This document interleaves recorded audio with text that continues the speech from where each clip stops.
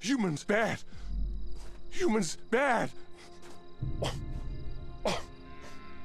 Hi there, my name's Martin Alltimes and I'm the owner of the Imaginarium Studios.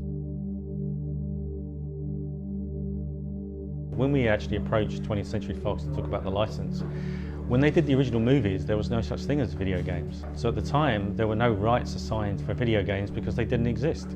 And we were actually the first video game to get the license from them. Literally, they licensed the rights 24 hours after the launch of Dawn of the Planet of the Apes. We make games where the endings can be changed depending on the consequences of the player's decision.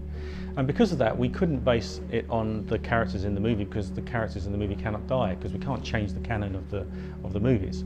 And so that gave us an opportunity, a creative opportunity to create our own clan of apes, our own tribe of apes, and our own humans who take part in this story and interact with them. And that means that what we can do is we can have characters that live or die. The consequences for the player and the choices that we can give to the player are much, much more important, much more dramatic than we would be if we were only allowed to use the characters from the movie. Again, when you're building an interactive narrative and interactive story, it's really about how powerful those choices are, and you've got to give players real dilemmas or choices that have consequences. If you were just playing as the apes, we know the apes are the heroes of the Planet of the Apes universe. So by putting you in charge of just the apes, there were no real consequences for you being bad. Whereas by having you also in charge of a group of humans and responsible for them and making decisions that affect whether they live or die, the consequences that you make on both sides, whether it's for peace or war, have real meaningful consequences. So you have to think through what your actions are on one side, what they're going to be later on the other. There were a number of key things that we really wanted to do in terms of moving forward the genre interactive movies. The first one was we wanted to get rid of the difficult control system. So lots of people would enjoy this kind of experience, interactive story experience, but the controller, the standard console controller, is a barrier to most people playing these sort of games. So we kept the interface really, really simple. It's simply a question of making left-right choices and certain types of actions during combat or action sequences.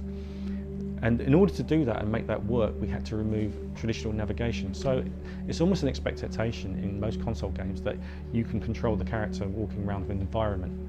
But if you think about it, the reason why you would navigate through an environment is largely to discover things, explore things. So you're almost like being a detective. So if you think of other games in this genre, most of the time the protagonist is some sort of detective. They're uncovering clues or there's a mystery to be unraveled. But in Planet of the Apes, that just didn't make sense. So by removing navigation and keeping the choices really simple, left-right choices, and using a mobile phone, it means that the world of console games is opened up to a whole new audience.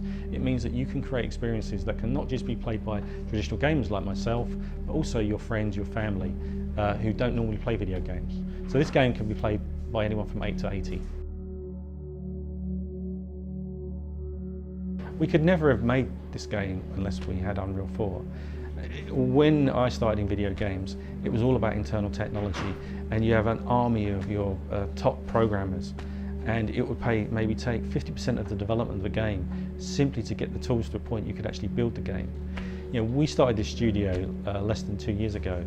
This building you're in started in January the 4th with 2 people, and everyone was able to be so productive from day one simply because the tools on Unreal are so mature, and the technology behind it now enables people to make video games that look like they're AAA, but they have 1/10 of the budget.